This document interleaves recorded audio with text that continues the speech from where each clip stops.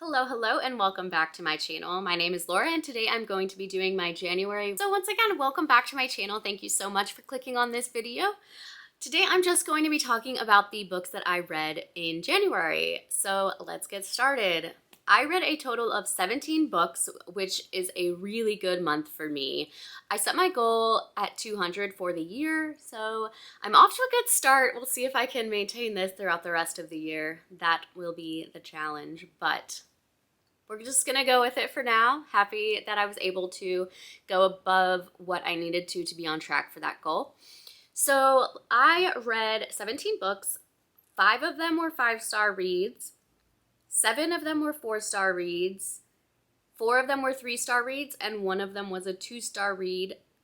I also had 1 book that I DNF'd, and I will talk about that a little bit later.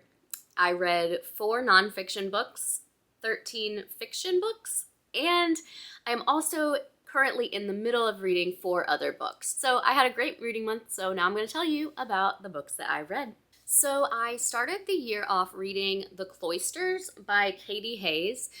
This was a 3-star read for me. I thought it got off to a great start, but in the middle I sort of lost the plot a little bit. This is about a woman who goes to New York City where she thinks she's going to be working at the Met, but ends up working at the Cloisters, which is like the Gothic museum and garden that's known for like medieval art.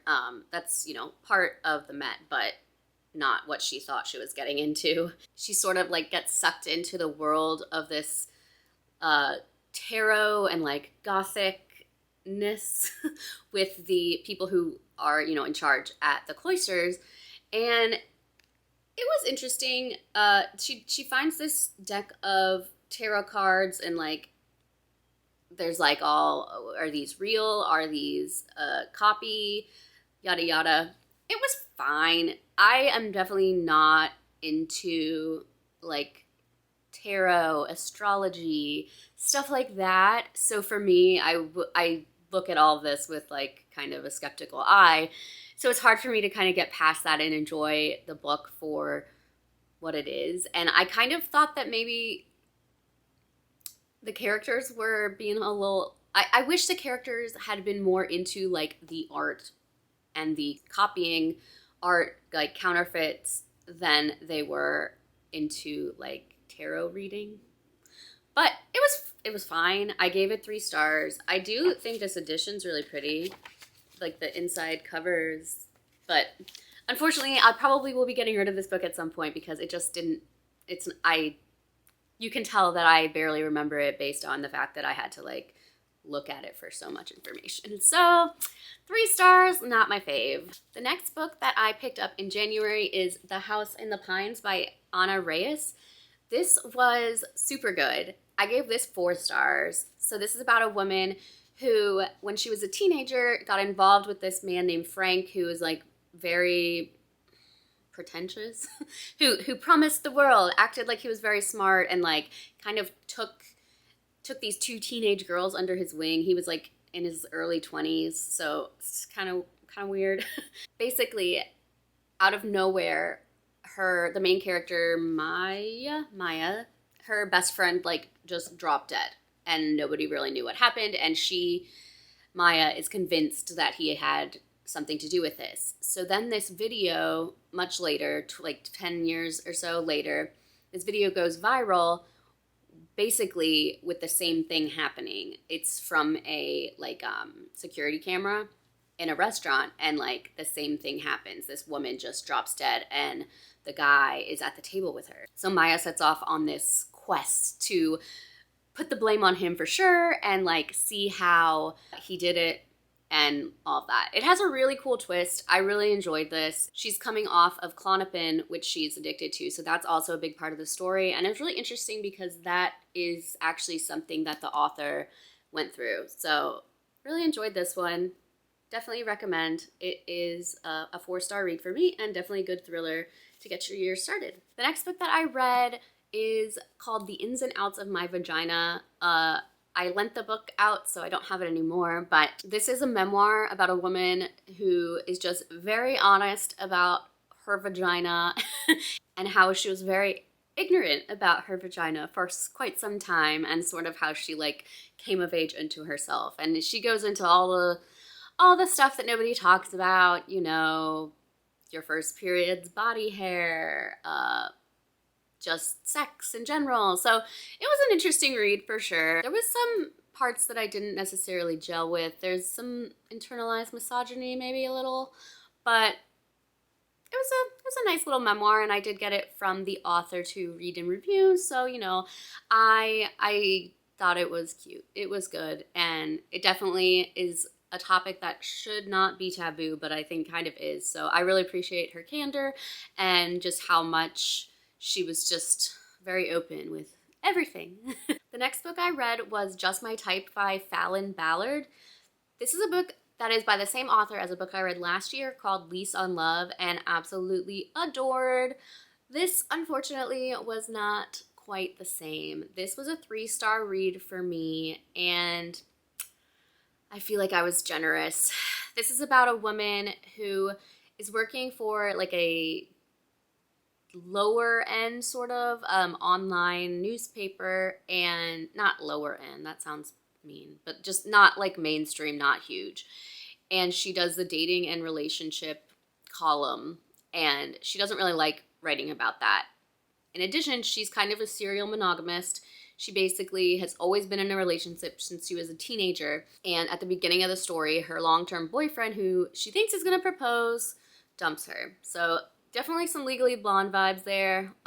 She ends up having her high school boyfriend, who was like a travel writer. He moves back to LA and starts working at her newspaper. And they did not end on a good note. They end up in this like competition with each other to get a permanent column at newspaper that is like the parent company of this little online newspaper. So they have to make each other lists of things that they have to do, because he is like a serial dater, and they have to like do the opposite. So she needs to start dating more and like being okay with being single, and he needs to start like learning how to settle down. And you can see where this goes. It was just kind of boring. There was just like not a lot of action. These two went from I love you to I hate you to I love you to I hate you so many times throughout the book for seemingly no reason. And something that's so dumb and petty that really annoyed me was that once, you know, this is a romance, so I don't consider it a spoiler. Once they finally, you know, get together and they have sex, they keep talking about how, like, oh, I've never had good sex with anyone but you. No one else has been able to, like, do the things to me you do. And I'm just like, nobody is good at sex when they're 17, and that's the last time you saw each other. And so that just, like, is so dumb, petty, and annoyed me so much, though. I don't know. This book was just, like, pretty average. Unfortunately, this is an author. I really enjoyed her first book, and, you know, I was hoping that I would love this too, but I'm definitely not going to stop reading her books. If she writes more, I will pick up another one, but this was definitely a sophomore slump. The next book that I read is We Had to Remove This Post. I'm not really going to go into this because I did do a vlog about it, but it was really good until the end that confused me. Super dark, super just haunting. So if you want to know more about this, recommend going to check out my video. I will link it above. That is the reading the highest and lowest rated books on my Goodreads TBR. And this was a 3-star read. The next book was an audiobook that I listened to called Adelaide by Genevieve Wheeler. This is a book that it will be at the top of my list for when I get to my books of the year, because this book was absolutely brilliant. The short version is, just to give a plot summary that's not too long-winded, a woman from the United States is living in London and having trouble dating, and she ends up meeting this guy on an app, and it's just a roller coaster of their relationship. She also has a history of mental illness in her family that's sort of impacting her, and a tragedy happens to the guy that she's seeing, and basically it's about how she copes with that and like being a good partner without giving over too much of herself because she loves hard. That's all I feel like you need to know. I really didn't know much about this book going into it. I got it on Libro FM. It doesn't come out till April, unfortunately, but you should pre-order it. I already read it and I pre-ordered it so I could have a physical copy. It's just so beautifully written. The story is so relatable. Ugh, I just want to read it again right now. Truly, truly incredible. If you have like ever been in a relationship that you felt like you were always giving and not getting much back, if you've ever had your heart broken, this is a book you need to read. I mean, I was 22 when I met my husband, so my adult dating experience has been quite limited, but I related through my like college years and I guess high school a little bit, but you know.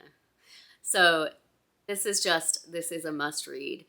And so good. But I do want to say, I don't know how this is being marketed exactly, but if it's being marketed as a romance, that is gonna be incorrect. This is definitely literary fiction with like romance as a plot line, but this is about Adelaide and her family and her friend group and just her. So yes, of course, romance is a big part of the story, but it is not a romance book. The next book I read was Regretting You by Colleen Hoover. This is a book that I was supposed to read for a video with my best friend. So I was supposed to go visit my best friend Brittany in Indianapolis. She is a big Coho fan, and I am obviously not. And we were going to read this, and then we were going to do a video together where we kind of talked about what we liked and didn't like as a hater and a fan. So I was at the airport to go over there, and she found out that she was exposed to COVID, that she had been with these people a lot, and so we just decided to be responsible, and I didn't end up going. And it was just going to be kind of complicated to do the video not actually together, so I read a Coho book for nothing. But this was actually better than the previous one I read, Reminders of Him. I don't know if that's because this is an older one of hers, and so it's not as, like, trauma. Well, it is pretty traumatic. I don't know. It's not as... I don't know. It's not as something. But this is about a girl who gets pregnant at 16 or 17. She gets pregnant as a teenager and has a baby. She ends up marrying the guy even though maybe they're not actually meant to be, and she's actually kind of in love with her sister's boyfriend, or there's an attraction that they both feel. So they get married, and 16 years later, they have this daughter, Clara, and the woman, Morgan is her name. Morgan's sister ends up getting pregnant by the guy who she dated in high school when they just happened to meet again later, I think at somebody's funeral. Well, anyways, so I don't want to spoil the book, so I can't say a ton more than that, but let's see what it says on the back. There is a tragic incident, and they find out some questionable things after the accident. Incident? What did I just say before? Okay, well, yeah, so of course it's Coho. There has to be trauma involved, and this was actually better to me than the other ones. It's a little less drama for the sake of drama, but I still didn't really care for it. The writing is very simplistic, very juvenile. It doesn't do anything for me. It was fine. Look, I even had some tabs. I was all ready to talk about it with my friend, but oh well. Yeah, so now I have read 3 Colleen Hoover books, and I think this is the one I liked the best. So I'll probably won't read another, but who knows? What will I do for the clicks? The next book that I read is Regrets Only by Kieran Scott. This was my 2-star read. So this is something that was actually very surprising to me because this is a rich mommy drama book. Love that subgenre. but unfortunately this was just not it. It's about a woman who moves back to her hometown and sort of gets sucked into the PTA mom group, but she's not really interested in being one of them. Because she grew up in this town, she knows the husband of one of like the head queen bee of the PTA moms, and they dated in high school. And so there's like all of this, who is she? Which is just so weird to me because like, who cares? High school is like, I am so not threatened by anyone my husband dated in high school. Like, let me just tell you.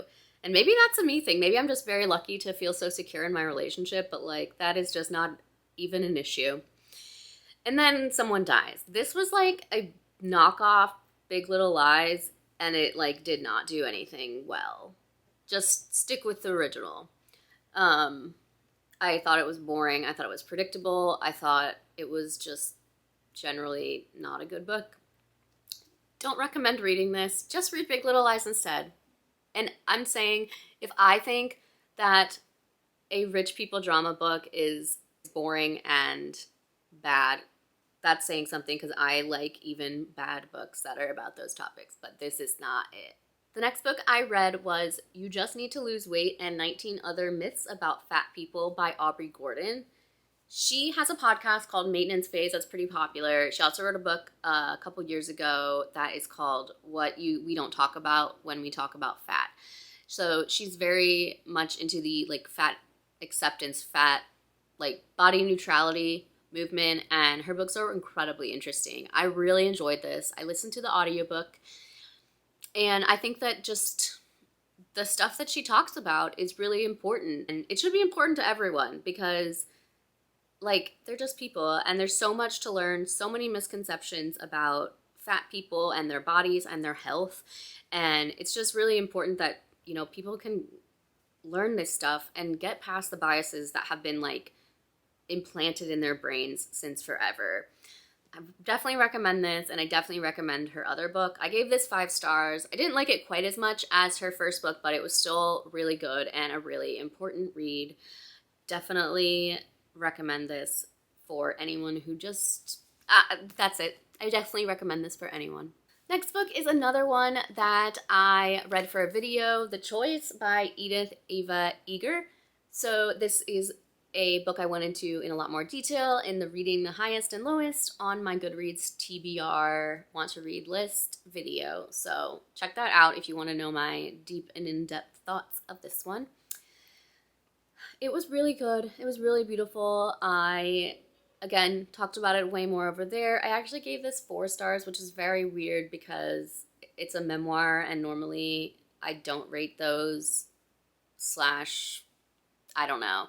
But my ratings are fully based on my own enjoyment and not necessarily the quality of the writing or the quality of the book itself and how much other people will like it. I rate books based on how much I enjoyed reading this. And obviously a Holocaust book is going to be hard to enjoy reading per se, but I didn't like a little bit of the talk about how like just have a positive mindset. I think that it can be harmful. And I'm not trying to say that I know more than a psychiatrist, but it's just something that like gets to me. But again, I talked about this way more in that video, so go watch that if you want to know more about my thoughts on The Choice. The next book I read was Aesthetica by Ali Rowbottom. This was a really interesting book. This was 5 stars for me. It is about a woman who is like the near future. She's an Instagram influencer who's had all kinds of plastic surgery done to her face and body, and there ends up being this surgery that can like revert you back to what you looked like before with like natural aging and like, you know, your boobs sagging and your fat kind of like coming back where you had liposuction. And it's a really interesting book. It kind of takes us through how she started to get into like being an influencer and how she felt pressured to get like breast implants and how she felt pressured to have her lips done and Botox and like change her cheekbones and all kinds of stuff. And then it shows her like in present day and how just like absolutely miserable she is before she has this surgery. I loved it. It's a quick read. I think I read this in like maybe a day and a half. It is less than 300 pages, and this copy, at least the font's pretty big. I got this from the Aardvark Book Club, which is, I think, a relatively new thing that my husband got me a subscription to for Christmas. And I really liked this book. I thought it was a really cool pick, and definitely not a book that I would have heard of without this book club, so I definitely recommend this. It was cool. It was interesting, a little bit dystopian, a little bit sci-fi, just cool. I really liked it. Next, I read The Catch by Jenna Miles. This is about a woman who has her husband leave her for like the second time, and she moves back to her hometown in the Bay Area with her kids, and second chance romances it with her high school boyfriend and like first love. This was really cute. I gave it 3.5 stars, but I rounded up to 4. And I don't know. I really did not connect with the male love interest. I kind of thought he was manipulative and kind of a jerk. So that made it hard for me to really connect with the story so well.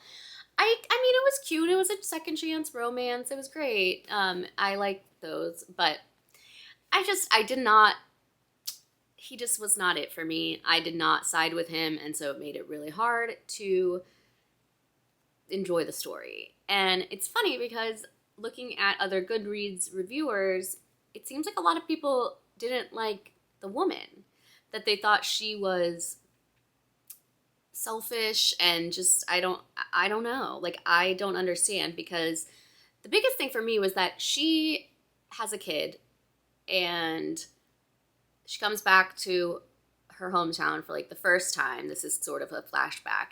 And she's telling this guy that she dated in high school and that was like her first love. My kid needs to come first, essentially. Like, I don't want you to like be around her yet, and all kind, like that kind of thing. And he like doesn't take it well. And like, that to me is gross. Like, I'm sorry. You don't get to be number one man when you have kids.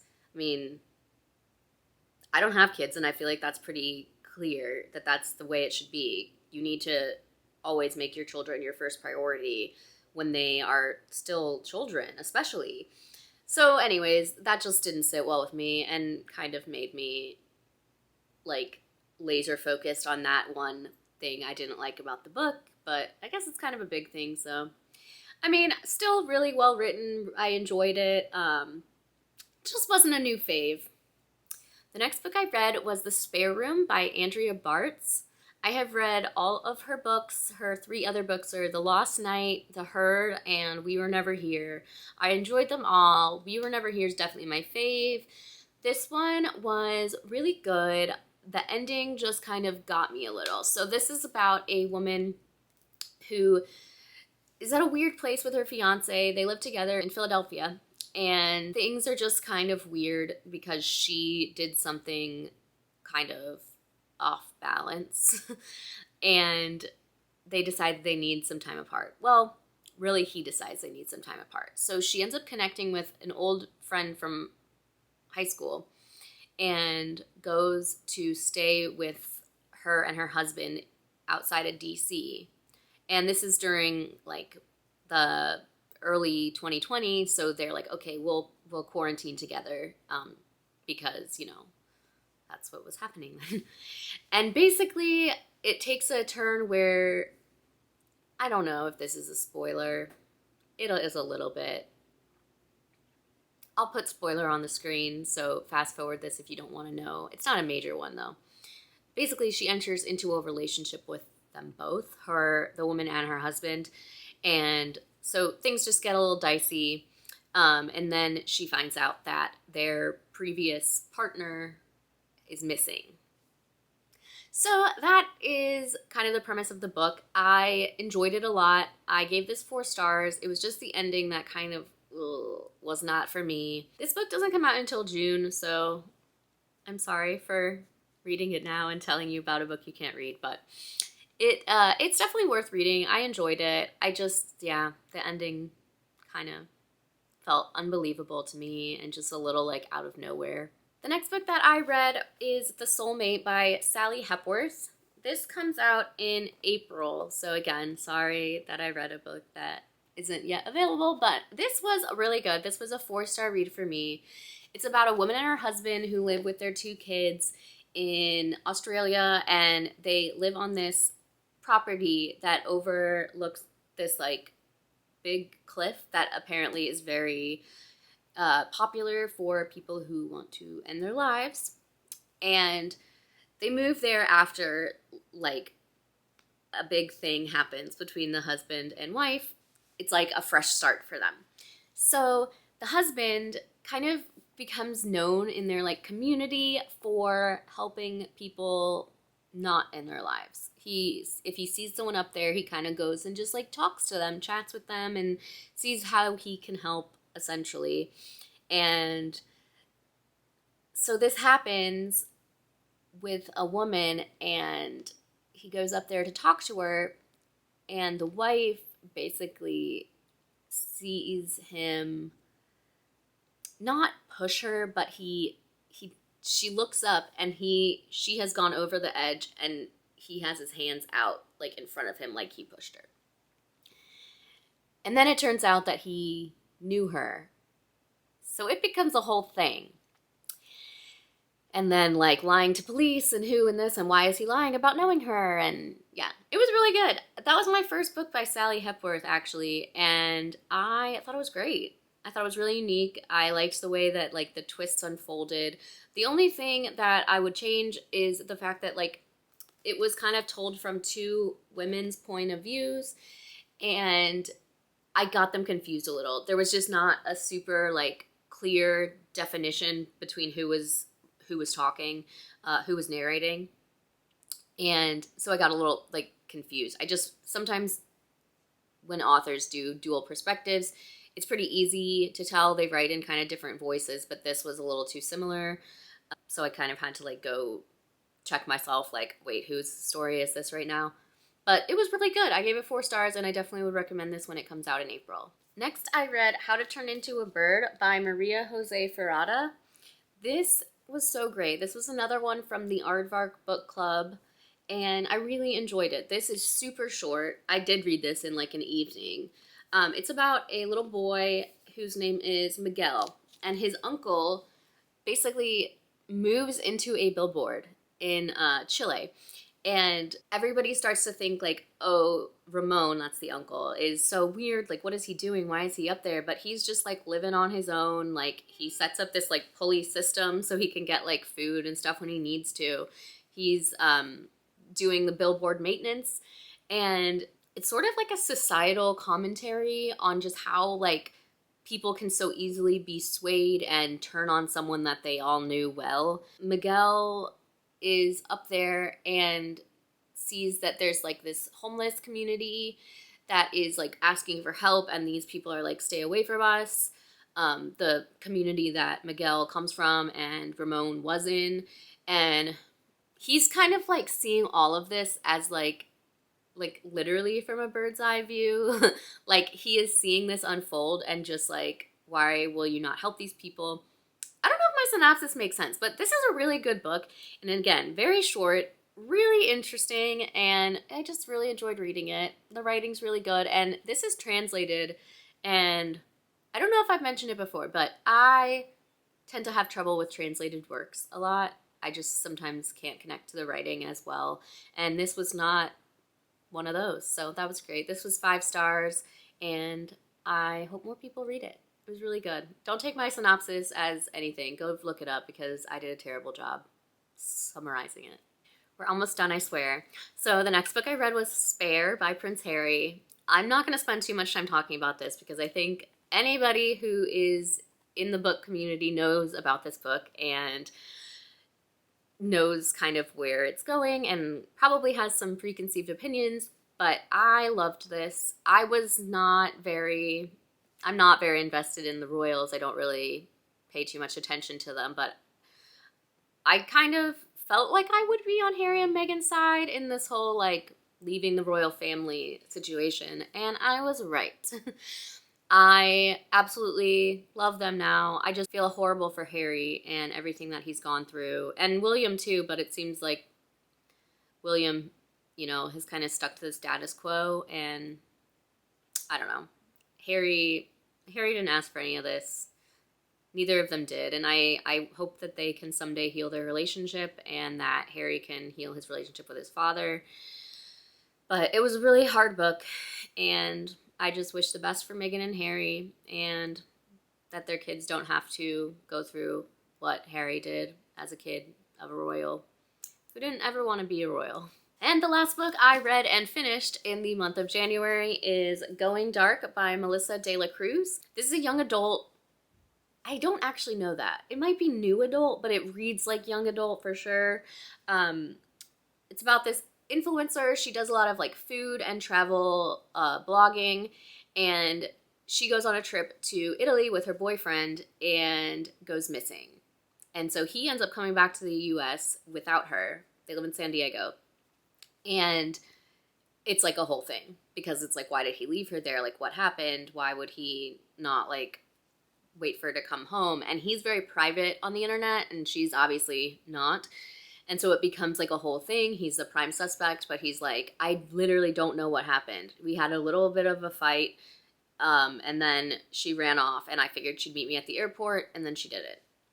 This book takes a twist in the middle. It is very reminiscent of another well-loved thriller. I will not say what it is, because that is a dead giveaway of where this book goes.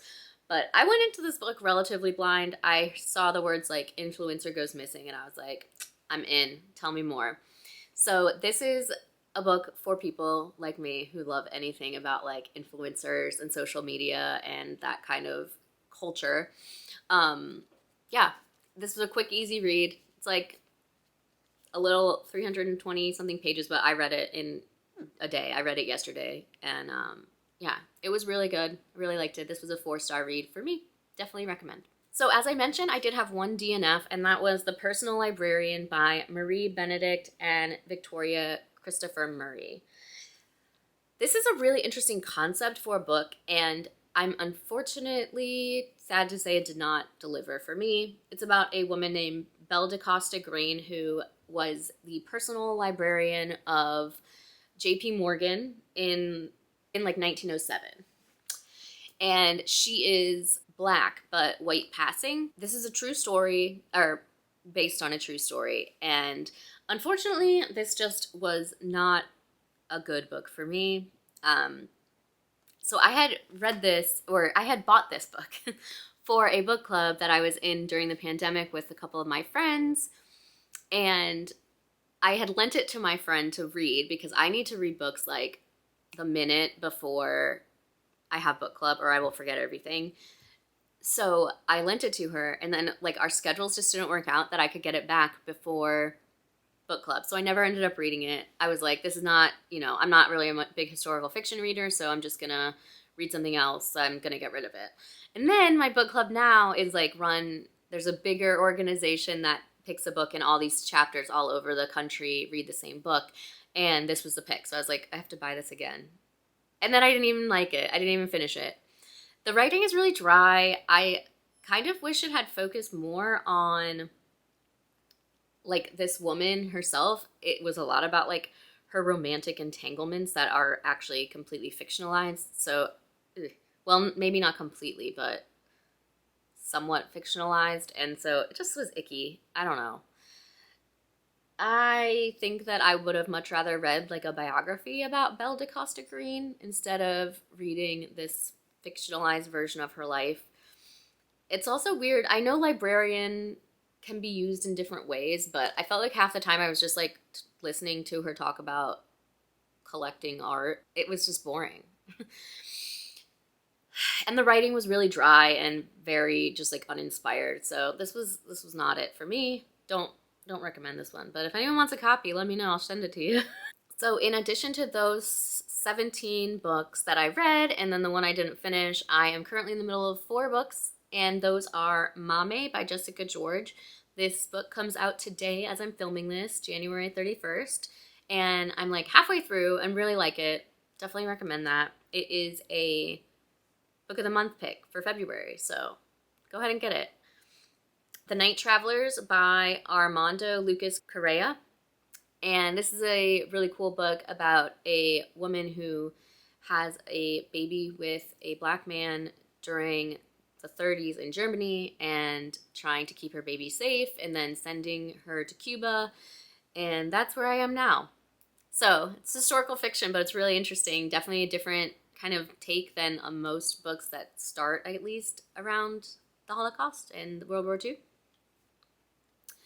My Heart is a Chainsaw by Stephen Graham Jones. This I'm having a little bit of trouble getting through, but I like it. It's about a girl. She's in high school and lives on an Indian reservation in Idaho. That might be wrong. But she's obsessed with slasher films, and then she sorts of like devise one in her head about someone that she goes to school with and that she, yeah. That's as far as I've gotten, not very far, but I like it. It's just the writing is very different, so it's kind of hard to like get into, but I'll probably still try to finish it. And Les Miserables. I'm like 20% into this. I am actually really enjoying it.